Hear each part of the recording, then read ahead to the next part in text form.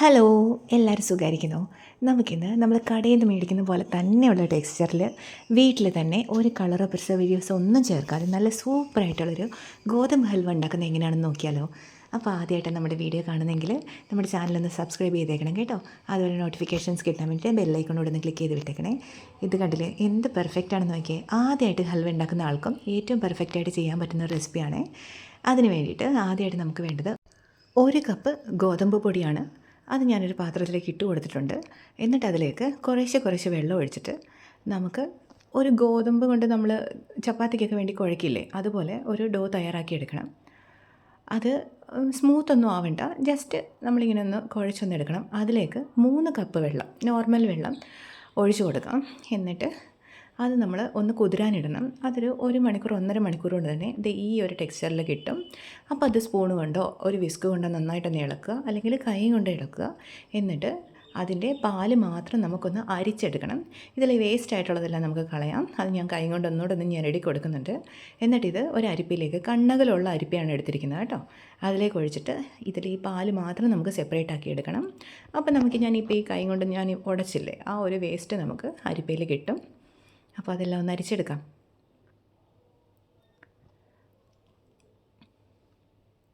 നമുക്ക് ഈ ഗോതമ്പിൻ്റെ പാല് മാത്രമാണ് സെപ്പറേറ്റായിട്ട് വേണ്ടത് കേട്ടോ, ഹൽവ ഉണ്ടാക്കാൻ വേണ്ടിയിട്ട്.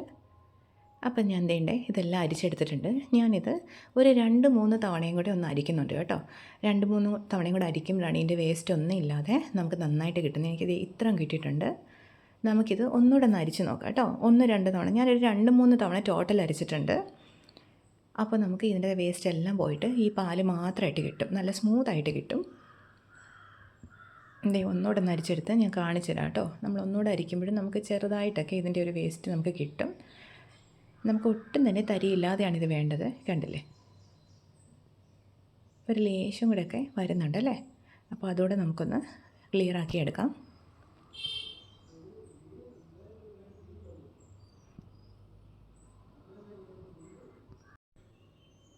കണ്ടില്ലേ, ഇത്ര വേസ്റ്റ് ഇവിടെ കിട്ടിയിട്ടുണ്ട്.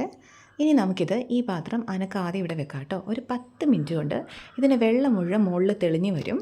അപ്പം നമുക്ക് ആ വെള്ളം കോരി മാറ്റണം. കണ്ടില്ലേ, ഈ വെള്ളം മുഴുവൻ മാറ്റിയിട്ട് ഇതിൻ്റെ ഈ പാല് മാത്രമാണ് നമുക്ക് ഹൽവ ഉണ്ടാക്കാൻ വേണ്ടത് കേട്ടോ. അപ്പം ഞാൻ ഈ വെള്ളം മുഴുവൻ മാറ്റിയിട്ട് ഞാൻ കാണിച്ചു തരാം. ഇത്രയും നമുക്ക് കിട്ടിയിട്ടുണ്ട്. ഇത് നല്ല തിക്കായിട്ടുള്ള പാലാണ് കേട്ടോ. ഇനി നമുക്കിതാണ് നമുക്ക് ഹൽവ ഉണ്ടാക്കാൻ വേണ്ടിയിട്ട് ബേസിക്കായിട്ട് വേണ്ടത്. അപ്പം നമുക്കിനി ഉണ്ടാക്കാൻ തുടങ്ങാം. ആദ്യമായിട്ട് ഒരു നോൺ സ്റ്റിക്കിൻ്റെ കടായി എടുക്കുക. അതൊന്ന് ചൂടായി വരുമ്പം അതിലേക്ക് വെളിച്ചെണ്ണ ഒഴിച്ച് കൊടുക്കുക. നമ്മൾ ഈ കടയിൽ കറക്റ്റ് ടേസ്റ്റ് നമുക്ക് കിട്ടണമെങ്കിൽ വെളിച്ചെണ്ണയാണ് നല്ലത്. നമ്മൾ വീട്ടിലുണ്ടാക്കുന്നത് നമ്മൾ നെയ്യ് ഒഴിച്ചുണ്ടാക്കുമല്ലോ. ഇതിപ്പോൾ കടയിൽ അതേ ടേസ്റ്റ് കിട്ടാൻ വേണ്ടിയിട്ടാണ് ഞാൻ വെളിച്ചെണ്ണ ഒഴിച്ചിരിക്കുന്നത്. നെയ്യ് വേണ്ടവർക്ക് നെയ്യ് ചേർക്കാം, വേണേൽ രണ്ടും കൂടെ മിക്സ് ചെയ്ത് എടുക്കാം. അപ്പോൾ ഞാനിതിലേക്ക് ഒരു 2 ടേബിൾ സ്പൂൺ വെളിച്ചെണ്ണ ഒഴിച്ച് കൊടുത്തിട്ടുണ്ട്. എന്നിട്ട് നമ്മൾ ഈ മാവ് ഇതിലേക്ക് ഒഴിച്ച് കൊടുത്ത് കൈവിടാതെ ഒന്ന് ഇളക്കി കൊടുക്കണം. ഇത് കട്ട കെട്ടാതെ നന്നായിട്ടൊന്ന് കുറുകി വരണം. ഇത് കണ്ടില്ലേ, നന്നായിട്ട് തന്നെ കുറുകി വന്നിട്ടുണ്ട്, കട്ടകളൊന്നുമില്ല. ഇതിലേക്ക് നമുക്ക് തയ്യാറാക്കി വെച്ചിരിക്കുന്ന ശർക്കര പാനി ചേർത്ത് കൊടുക്കണം. നിങ്ങൾ ശർക്കര പൊടിച്ചതാണ് ചേർക്കുന്നതെങ്കിൽ ഇപ്പം ചേർക്കാം. ശർക്കര പാനിയാണെങ്കിൽ 1/4 കിലോ ശർക്കരയുടെ പാനിയാണ് ഞാനിതിലേക്ക് ചേർത്ത് കൊടുത്തിരിക്കുന്നത്. ശർക്കര പാനി ഉണ്ടാക്കാൻ എല്ലാവർക്കും അറിയാമല്ലോ. അപ്പോൾ കുറച്ച് വെള്ളം ഒഴിച്ച് ശർക്കര പാനിയാക്കി അത് ചേർത്താൽ മതി. ഇനിയിപ്പോൾ നിങ്ങൾ പഞ്ചസാരയാണ് ചേർക്കാൻ ഉദ്ദേശിക്കുന്നതെങ്കിൽ പഞ്ചസാര കരിച്ച് കുറച്ച് ചേർക്കാം. ബാക്കി മധുരത്തിനുള്ള മീതി പഞ്ചസാര വെറുതെ ചേർത്താൽ മതി. എന്നിട്ട് കൈവിടാതെ ഇളക്കിക്കൊണ്ടിരിക്കുക. ഇപ്പോൾ നോൺ സ്റ്റിക്ക് പാൻ ആയതുകൊണ്ട് തന്നെ നമ്മൾ ഒരു ഉരുളിയിലോ അല്ലെങ്കിൽ ഈ അലുമിനിയത്തിൻ്റെ പാത്രങ്ങളിലൊക്കെ ഉണ്ടാക്കുന്ന പോലെ നമ്മൾ ഒത്തിരി ഇട്ട് ഇളക്കേണ്ട ആവശ്യമില്ല. നമുക്ക് എളുപ്പമാണ്. അധികം കരിഞ്ഞു പോകുമെന്നോ കട്ട പിടിക്കുമെന്നോ അങ്ങനെയുള്ള പേടിയൊന്നും വേണ്ട കേട്ടോ. അപ്പോൾ ഇങ്ങനെ ഇളക്കി കൊടുക്കുമ്പോൾ ഇത് ഈ ശർക്കര എല്ലാം കൂടി ലയിച്ച് ഇതിങ്ങനെ ഒരു തിന്നായിട്ട് വരും കുറച്ച്. എന്നിട്ട് നമ്മൾ ഇടയ്ക്കിടയ്ക്ക് വെച്ച് കുറേശ്ശെ കുറേശ്ശെ വെളിച്ചെണ്ണ ഒഴിച്ചു കൊടുക്കുക. വെളിച്ചെണ്ണയല്ല, നെയ്യാണ് ഒഴിക്കുന്നതെങ്കിൽ നെയ്യ് ഒഴിച്ചു കൊടുക്കുക. എന്നിട്ട് ഇങ്ങനെ ഇളക്കിക്കൊണ്ടേ ഇരിക്കുക. ഫ്ലേവറിന് വേണ്ടി ഞാൻ ചേർത്ത് കൊടുക്കുന്നത് ഏലക്കാപ്പൊടിയാണ് കേട്ടോ. ഏലക്കാപ്പൊടി ചേർത്തില്ലെങ്കിലും കുഴപ്പമൊന്നുമില്ല, എങ്കിൽ ഏലക്കാപ്പൊടി ചേർക്കുമ്പോൾ നല്ലൊരു ഫ്ലേവർ കിട്ടും. ഞാനിവിടെ 1 ടീസ്പൂൺ പഞ്ചസാരയുടെ കൂടെ പൊടിച്ച ഏലക്കാപ്പൊടിയാണ് ചേർത്തിരിക്കുന്നത്. എന്നിട്ടിങ്ങനെ ഇളക്കിക്കൊണ്ടേ ഇരിക്കുക. ഇത് നന്നായിട്ട് പാത്രത്തിൽ നിന്ന് വിട്ട് വരും. അത് ഇപ്പം വേണമെങ്കിലും നമുക്കിത് കഴിക്കാം കേട്ടോ. ഇപ്പം വേണമെങ്കിലും നമ്മൾ ഈ തിരുനെൽവേലി ഹൽവ എന്നൊക്കെ പറഞ്ഞ് തമിഴ്നാട്ടിൽ കിട്ടില്ലേ, ആ ഹൽവയൊക്കെ ഈ ഒരു പാകത്തിനാണ് ഇരിക്കുന്നത്. ഇങ്ങനെ നമുക്ക് കഴിക്കാം. നമുക്കെങ്കിലും കുറച്ചുകൂടെ ഒരു തിക്നെസ് വേണമല്ലോ, നമുക്കിത് മുറിച്ചെടുക്കാൻ വേണ്ടിയിട്ട്. അപ്പോൾ കുറച്ച് നേരം കൂടെ ഇളക്കി കൊടുക്കുക. ഞാനിതിലേക്ക് കുറച്ച് കാഷ്യൂ നട്ട്സ് മുറിച്ച് ചേർത്ത് കൊടുക്കുന്നുണ്ട് കേട്ടോ. അത് ഞാൻ നെയ്യിൽ വഴറ്റിയതൊന്നുമല്ല, ജസ്റ്റ് അത് മാത്രം.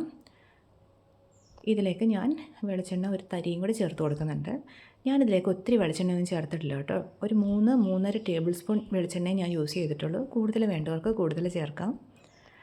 ഇനി ഞാൻ ഗ്രീസ് ചെയ്തൊരു പാത്രത്തിലേക്ക് വെളിച്ചെണ്ണയോ നെയ്യോ തടവിയ ഒരു പാത്രത്തിലേക്ക് കുറച്ച് എള്ളും കുറച്ച് കശുവണ്ടി ഇങ്ങനെ വെച്ച് കൊടുക്കുന്നുണ്ട്. നമ്മളത് തിരിച്ചിടുമ്പോൾ അതിൻ്റെ മുകളിങ്ങനെ ഭംഗിയായിട്ട് കിട്ടാൻ വേണ്ടിയിട്ടാണ് കേട്ടോ. അങ്ങനെ ഇട്ട് കൊടുക്കുക.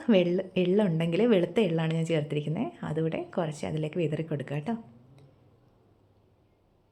എന്നിട്ട് ഈ പാത്രം റെഡിയാക്കി വെക്കുക. നമ്മുടെ ഹൽവ റെഡിയായത് നമുക്കിതിലേക്ക് ഒഴിച്ച് കൊടുത്ത് ഒന്ന് പ്രസ് ചെയ്ത് കൊടുക്കേണ്ടതാണ്.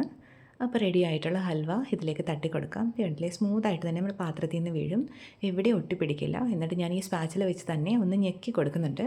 നന്നായിട്ടൊന്ന് അമർത്തി കൊടുക്കുക. അപ്പോൾ ഇങ്ങനെ ഇടയ്ക്ക് വെച്ച് എയറൊന്നും ഇല്ലാതെ നല്ല രീതിയിൽ ഇത് നമുക്ക് പിന്നെ സ്ലൈസ് ചെയ്തെടുക്കാൻ പറ്റും. ഇനി ഇത് നന്നായിട്ട് തണുക്കട്ടെ. തണുത്തതിന് ശേഷം നമുക്കിത് ഒരു പാത്രത്തിലേക്ക് അമഴ്ത്തിയിട്ട് നോക്കാം കേട്ടോ. ഞാനിത് രാവിലെ ഉണ്ടാക്കിയതാണ്. ഞാൻ ഉച്ച കഴിഞ്ഞാണ് ഇത് എടുക്കുന്നത് കേട്ടോ. ഉച്ച കഴിഞ്ഞ് എടുത്തപ്പോഴത്തേക്കും നന്നായിട്ട് തണുത്തിട്ടുണ്ട്. ഇനി നമുക്കിതൊരു പാത്രത്തിലേക്ക് ഒന്ന് കുടഞ്ഞിട്ട് നോക്കുന്നത് ഈ സൈഡെല്ലാം വിട്ട് വരുന്നുണ്ട്. ഞാനൊരു പ്ലേറ്റിലേക്ക് ഇത് തട്ടി കൊടുക്കുന്നുണ്ട്. ഇത് ഈസി ആയിട്ട് ഇറങ്ങിപ്പോരും കേട്ടോ. ഇതേ കണ്ടില്ലേ, നല്ല സ്മൂത്തായിട്ട് നല്ല ഭംഗിയായിട്ട് വന്നിട്ടുണ്ട്. അപ്പോൾ എന്തൊരു എളുപ്പമുള്ള റെസിപ്പിയല്ലേ. വളരെ എളുപ്പമാണ് ഇത് ചെയ്യാൻ വേണ്ടിയിട്ട്. നമുക്കൊരു 30 മിനിറ്റിൻ്റെ ആവശ്യമുള്ളൂ ഇത് ഉണ്ടാക്കാൻ വേണ്ടിയിട്ട്. നമുക്ക് വലിയ ചിലവൊന്നുമില്ല. നമ്മളുടെ വീട്ടിൽ ശർക്കര ഉരുക്കി എടുക്കുന്നൊരു പാട് മാത്രമേ ഉള്ളൂ. അപ്പോൾ നമുക്കിതൊന്ന് മുറിച്ച് നോക്കാം എങ്ങനെയുണ്ടെന്ന്. കണ്ടില്ലേ, നല്ല ഭംഗിയില്ലേ, നല്ല തിളക്കി. ഞാൻ പറഞ്ഞല്ലോ, ഞാനൊരു 3.5 ടേബിൾ സ്പൂൺ വെളിച്ചെണ്ണ മാത്രമേ ഇതിലേക്ക് ചേർത്തിട്ടുള്ളൂ. പക്ഷേ നമുക്ക് നല്ല ഭംഗിയായിട്ട് തന്നെ കിട്ടിയിട്ടുണ്ട്. അപ്പോൾ നമുക്കിനി ഇത് മുറിച്ച് നോക്കാം. നല്ല ടേസ്റ്റി ആയിട്ടുള്ളൊരു ഹൽവയാണ് കേട്ടോ. അതുപോലെ അരിയുടെയും മൈദയുടെയും എല്ലാം നമുക്കിങ്ങനെ ചെയ്യാം. ഈ ഗോതമ്പിൻ്റെ ഹൽവയാകുമ്പം നമ്മൾ ഈ മൈദയൊക്കെ കഴിക്കുന്നതിനേക്കാളും നല്ലതല്ലേ, അതുകൊണ്ടാണ് ഗോതമ്പിൻ്റെ ചെയ്യാമെന്ന് വെച്ചത്. അപ്പോൾ ഇതേ നന്നായിട്ട് കത്തിയൊക്കെ നല്ല സ്മൂത്തായിട്ട് ഇറങ്ങിപ്പോവാണ്. ഭയങ്കര സോഫ്റ്റാണ് ഇത് കേട്ടോ. നമ്മൾ അരിയുടെയും മൈദയുടെയൊക്കെ ഹൽവയെക്കാട്ടിലും സോഫ്റ്റാണ് ഈ ഗോതമ്പിൻ്റെ ഹൽവ. അപ്പോൾ നല്ല ടെക്സ്ചറിൽ നല്ല രസമായിട്ട് കിട്ടിയിട്ടുണ്ട്. എന്തൊരു സോഫ്റ്റാണെന്ന് കണ്ടില്ലേ, ഭയങ്കര സോഫ്റ്റാണ്. നമ്മുടെ വാലിയിട്ട് അലിഞ്ഞ് പോകാമെന്ന് പറയുന്ന പോലത്തെ ഒരു ഹൽവയാണ്. അപ്പോൾ എല്ലാവരും ട്രൈ ചെയ്ത് നോക്കണം. വളരെ എളുപ്പമുള്ളൊരു റെസിപ്പിയാണ്. ട്രൈ ചെയ്ത് നോക്കിയിട്ട് ഫീഡ്ബാക്ക്സ് അറിയിക്കണം. ഇതൊരു ഫെയിൽ പ്രൂഫ് റെസിപ്പിയാണ് കേട്ടോ. ആർക്കും തെറ്റിപ്പോയില്ല. ആദ്യമായിട്ട് ഉണ്ടാക്കുന്ന ആൾക്കും വളരെ നന്നായിട്ട് ഉണ്ടാക്കാൻ പറ്റും. ഇതിപ്പോൾ ഞാൻ മുറിക്കുന്ന കണ്ടാൽ തന്നെ നിങ്ങൾക്ക് മനസ്സിലാവും ഇത് എത്ര സോഫ്റ്റാണെന്ന്. ഇത് വളരെ സോഫ്റ്റാണ്. ഈ കത്തിയൊക്കെ കണ്ടില്ലേ, ബട്ടറിൽ ഇറങ്ങിപ്പോകുന്ന പോലെയാണ് ഇറങ്ങിപ്പോകുന്നത്. അപ്പോൾ എല്ലാവരും ട്രൈ ചെയ്ത് നോക്കിയിട്ട് നമ്മളോട് ഫീഡ്ബാക്ക്സ് അറിയിക്കുക കേട്ടോ. ഇത് ഞാൻ പറഞ്ഞല്ലോ, എത്ര ചെറിയ കുട്ടിക്ക് വേണമെങ്കിൽ ഉണ്ടാക്കാൻ പറ്റും. ഇത് കണ്ടില്ലേ, എത്ര സോഫ്റ്റാണിത്. ഞാൻ ജസ്റ്റ് ഒന്ന് പിടിച്ചതേ ഉള്ളത് പൊട്ടിപ്പോയി. അത്രയ്ക്ക് ടേസ്റ്റിയാണ്. നമ്മൾ കടയിൽ നിന്ന് മേടിച്ച് കഴിക്കുന്ന അതേ ടെക്സ്ചറിലും അതേ ടേസ്റ്റുമാണ് കേട്ടോ. സത്യം പറഞ്ഞാൽ നമ്മൾ കടയിൽ നിന്ന് വാങ്ങുന്നതിനേക്കാളും ടേസ്റ്റാണ് നമ്മൾ വീട്ടിലുണ്ടാക്കുമ്പോൾ. നമ്മൾ വിചാരിക്കും ഇതൊക്കെ ഉണ്ടാക്കാനായിട്ട് ഭയങ്കര പാടായിരിക്കും, അല്ലെങ്കിൽ ഒത്തിരി നേരത്തെ പണിയായിരിക്കും. പക്ഷേ അങ്ങനെ ഒന്നും ഇല്ലെന്ന് ഇപ്പോൾ മനസ്സിലായല്ലോ. അപ്പോൾ എല്ലാവരും ട്രൈ ചെയ്ത് നോക്കാം കേട്ടോ. നാളെ നമുക്കിനി വീണ്ടും കാണാം. ബൈ.